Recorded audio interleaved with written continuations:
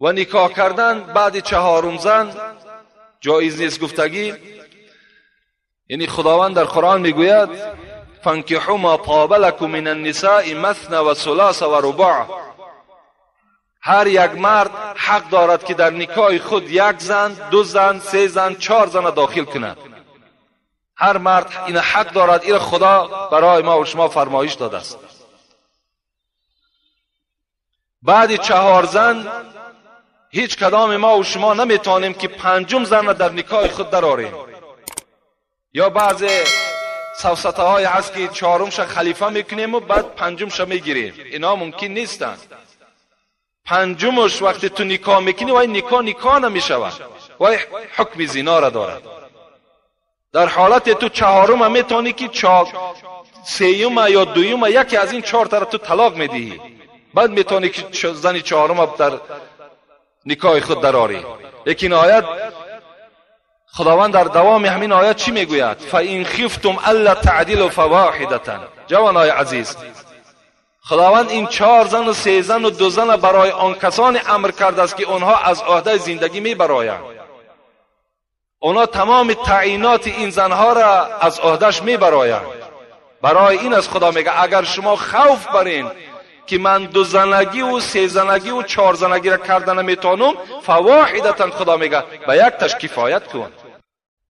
اذا كانت عند الرجل امرأتان فلم يعدل بينهما جاء يوم القيامة وشقه ساقط. پیغمبر گفتند کدام مردی که 2 زنه است یا 3 زنه است یا 4 زنه است در بین اینها عدالت جاری کردن نمیتواند و روز قیامت از زن برای زیباگیش و برای شهوت در نکاح نداره.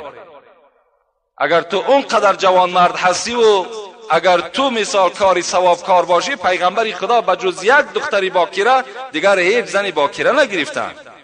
پیروی پیغمبر رو چه امروز بیوه ها هستند، کودکدار هستند، برای تربیه اونها مرحمت در نکاح بدارند. اگر خاطری تو مثال برای شهوت نباشد.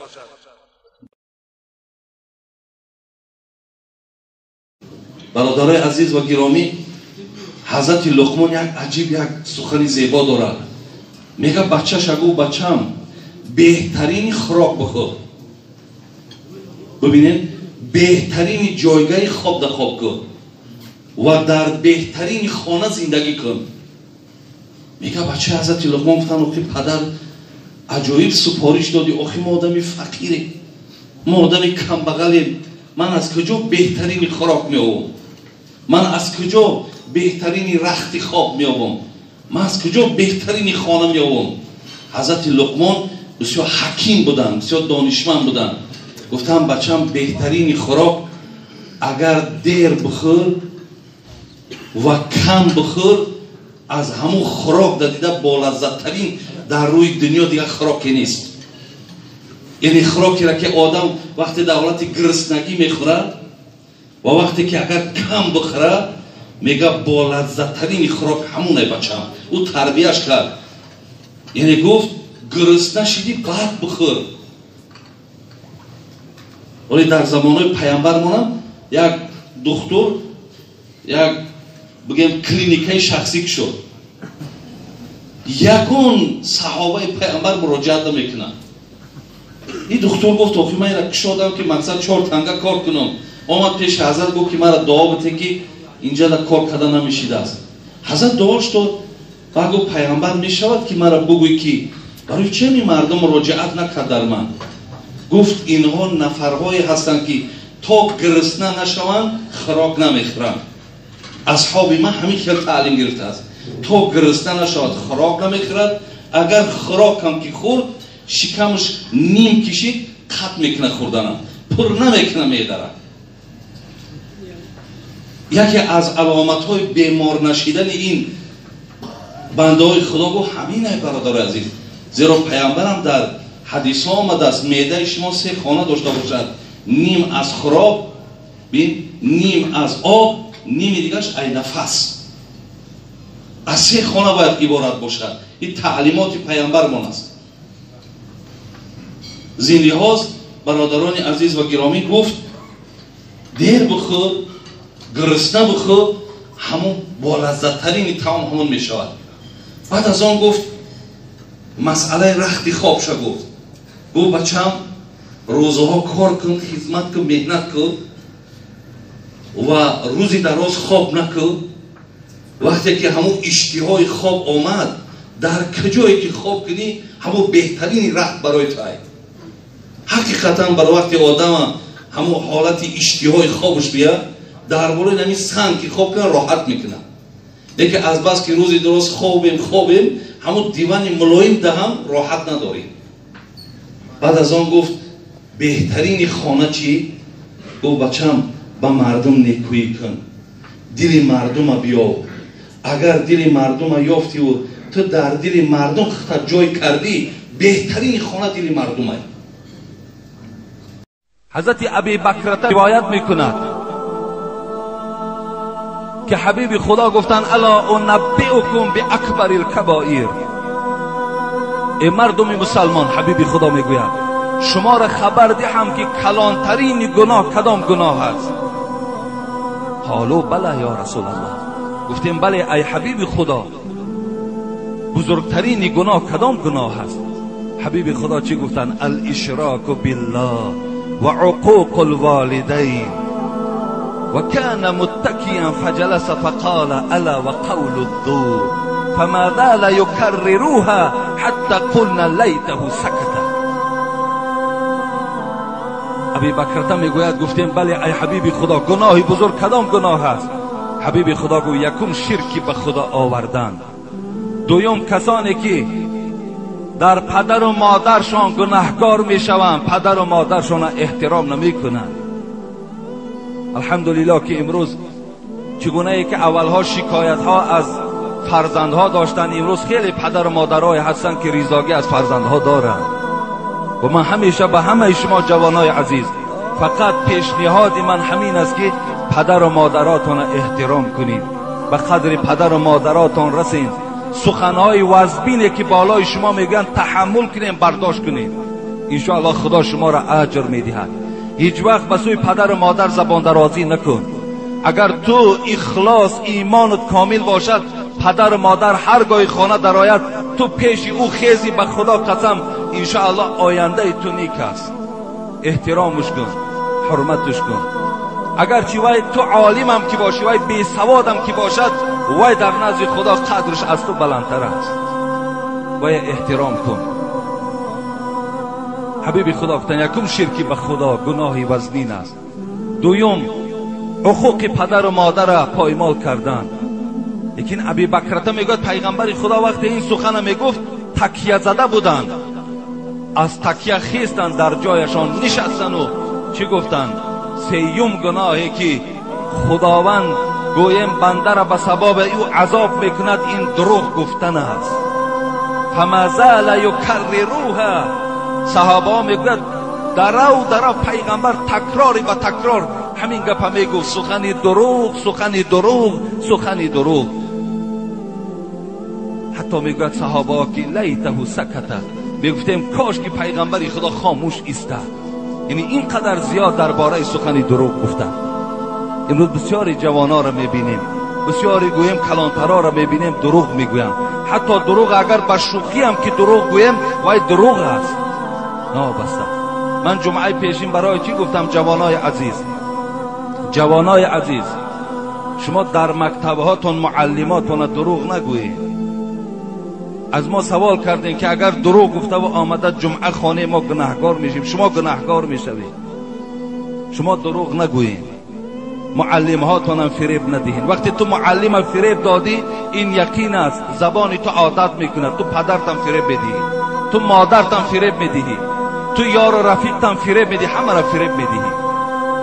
از این خاطر هیچ معلم هم فریب ندهین. همیشه در درساتون باشین، همیشه درساتون خوانین، همیشه کوشش کننده فعال باشین. من خودم اتستاتای من اگر شما تماشا کنین، باور که من 3 ندارم از مکتب، همش 4 و 5 است. یگان 3 من در مکتب گرفتگی نیستم. ما 3 میگرفتیم به خدا قسم غمگین میشدیم. امروز جوان حاضره را من از زبان روسی ها که یگان زبان دیگر میپرسم نمیداند پدر با روسی چی میشود. برای که وای چی است؟ وای بی پروا است. برای که وای معلم شب فریب میدهد. برای که وای گویم در درس ها فعال نیست. اما آینده ما را چگونه میسازیم؟ چگونه میسازیم؟ این حسی وطن دوستداری نیست. وقتی که متخصصای ما از دیگر وطن آیند وای وطن ما را آباد میکنند، هیچ وقت. متخصصای ما باید از خود مردم ما باشد.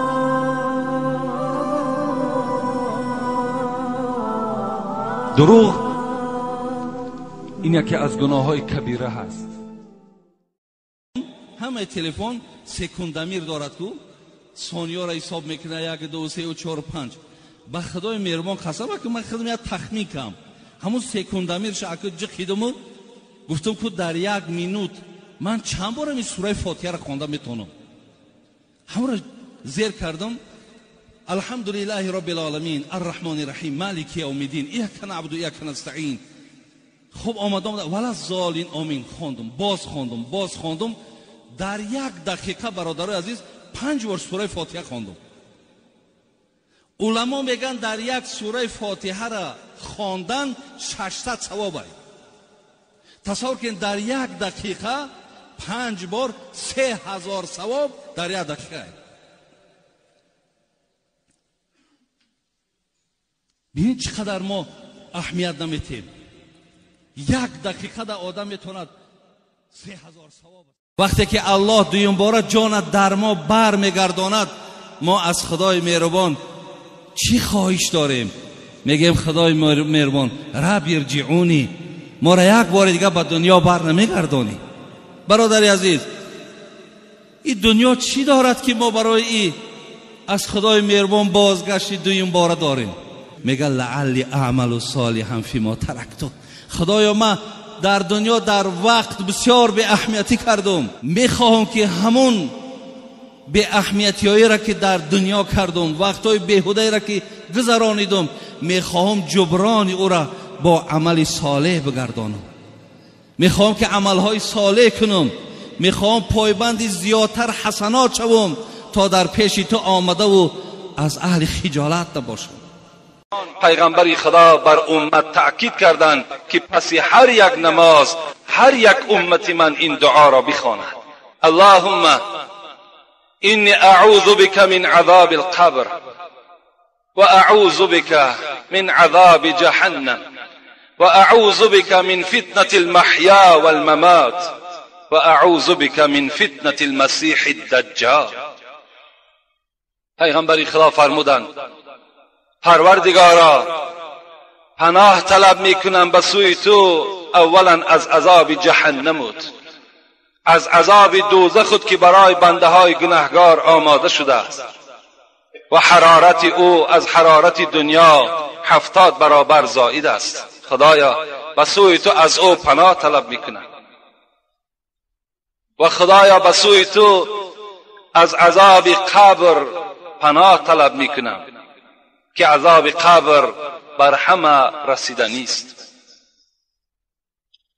به سر قبر یکی رفتم و گفتم چونی؟ حضرت جامی میگوید رفیقم از دنیا گذشت، رفته پرسان کنم حال تو در این خانه چگونه است. به سر قبر یکی رفتم و گفتم چونی؟ گفت احوال چی پرسی که بیایی دانی؟ احوال مرا چی میپرسی؟ این احوال ما برای تو چگونه بیان کنم؟ وقتی که تو وارد این خانه شوی خود آگاه میشه که این حالت چه حالت است. پیغمبر خدا دعا پناه طلب کردند خدایا از عذاب قبر مرا نگه بدار. و سیوم گفتند خدایا از فتنه های زندگی و فتنه های وقتی جان سپاری نگاه بدار. و در آخر گفتند خدایا از فتنه مسیح الدجال ما را نگه بدار. این دعای هست که همه شما پیغمبر خدا تعلیم دادند که بعد هر یک نماز شما پناه طلب کنید.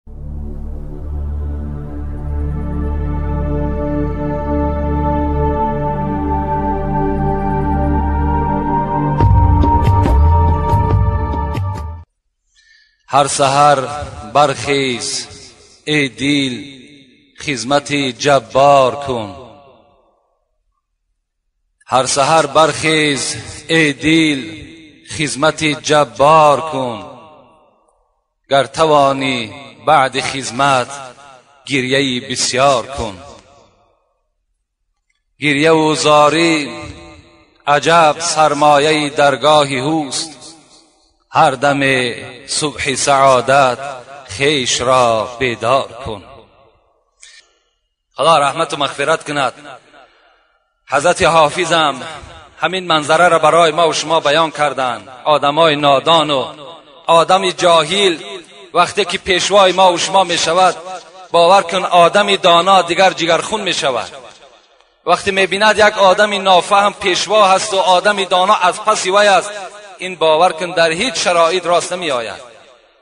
همین است که شاعر حافظ می گوید از تقاضای زمان و گردشی چرخی فلک، خیرس را گفتم تقای و خوک را گفتم امک. این چی شور است در این دور قمر می بینم، همه آفاق پر از فتنه و شر می بینم. هیچ شوقت نه برادر به برادر دارد، هیچ مهر نه پدر را به پسر می بینم. هیچ شوقت نه برادر به برادر دارد. امروز ما جنجال بین دو برادر خلاص میکنیم.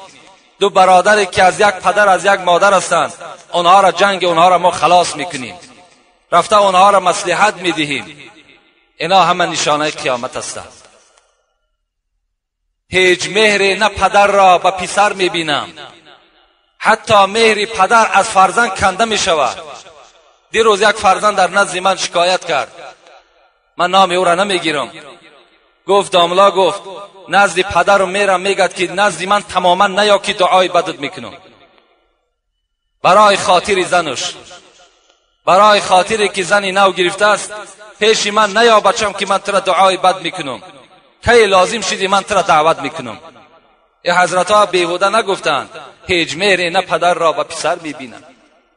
مردمان روز بهی میطلبند از ایام، مشکل این است که هر روز بدتر میبینم.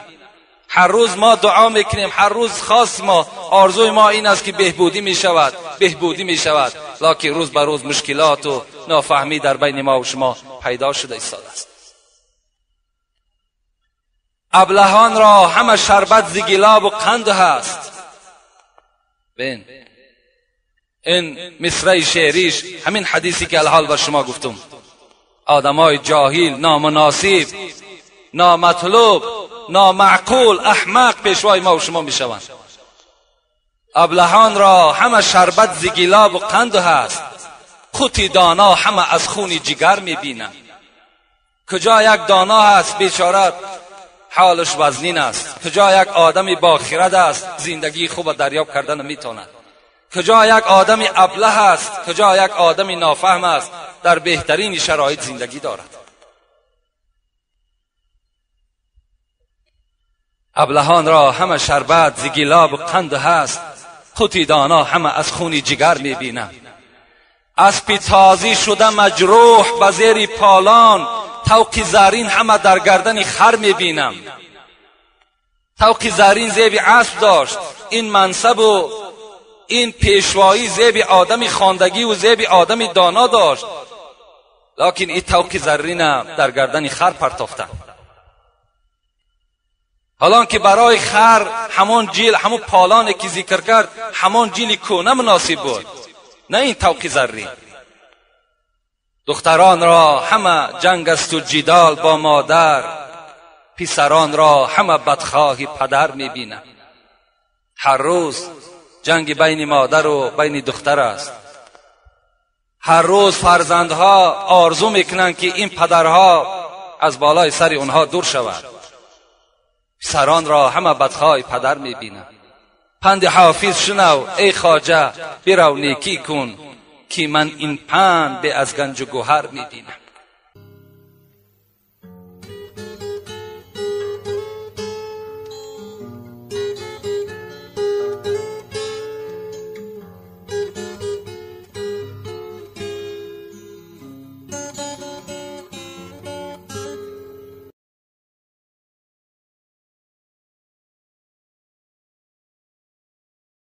اولین چیزی که برای زنک نشان میده دسته گل است. این وقت دسته گل از زنک که میبیند دیگر خودش در بالای مردک میپتاید. خوب میلش آخی شما هم آخی سنت ما هست، این سنت رسول است. شما هم دسته گل گرفته بره، شما هم یک خوشبویی را گرفته برده مثال سلام که کردی از کیسه که ببرار یک خوشبویی را در دستش بده. آخی همون خوشبویی را که استفاده برد با کجا میرود؟ با پیش خودت نیست. آخه ای بوی خوشی همون تو استفاده میبری تا در یزید. همون یک خوشبویی نمیگه یک سامان های تو سامان های آخر چند سامان های، لیکن دل برداریش میدانی چقدر معنی بلند دارد. این است آن چیزی که خدا از ما میخواهد. رسول از به نام پروردگار چیزی از خودم زم نمیکنم، چیزی از خودم در این بین نمیدارم. آن چیزی که میگویم برای